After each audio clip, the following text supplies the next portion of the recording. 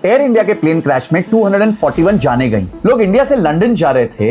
Airline तो Indian थी, पर जो प्लेन था वो अमेरिकन मेक था। अब सवाल ये है कि ऐसी ट्रेजेडी होगी तो कॉम्पनसेशन कौन देगा? एयरलाइन देगी, वो कंट्री देगी जहां पे एक्सीडेंट हुआ, या मैन्युफैक्चरर देगी? इसी कंफ्यूजन को दूर करने के लिए मॉन्ट्रियल कन्वेंशन बनाया गया था 1999 में। इंडिया को इंक्लूड करके 135 कंट्रीज ने इस कन्वेंशन को साइन किया है। इसका रूल बड़ा सिंपल है, अगर इंटरनेशनल फ्लाइट में पैसेंजर को चोट लगती है या उसकी मृत्यु हो जाती है तो एयरलाइन को पूरी लायबिलिटी उठानी पड़ेगी। बट इसकी लिमिट फिक्स की गई है और इस लिमिट तक एयरलाइन को अपनी लायबिलिटी माननी पड़ेगी, वो डिफेंड भी नहीं कर पाएगा इवन अगर नेग्लिजेंस साबित ना हो। इसकी मैक्स लिमिट आज के दिन है 1,51,880 एसडीआर और एक एसडीआर करीबन 122 रुपए का है, यानी टोटल लायबिलिटी हो गई 1.85 करोड़ रुपीस। और अगर पैसेंजर या उसकी फैमिली इससे ज्यादा का क्लेम करती है तभी एयरलाइन को चांस है डिफेंड करने का। एयर इंडिया ने फिलहाल सबको 1 करोड़ का कॉम्पनसेशन अनाउंस किया है और इंटरिम रिलीफ के लिए 25 लाख रुपए दे दिए हैं। लेकिन मॉन्ट्रियल कन्वेंशन कोर्ट्स को इस अमाउंट को रिवाइज करने का राइट देता है अगर फाइनेंशियल डिपेंडेंसी या नेग्लिजेंस प्रूव हो जाती है, और इसमें सुप्रीम कोर्ट का प्रणय सेठी रूल जो है वो एप्लीकेबल हो सकता है। और एक पावरफुल क्लॉज ये भी है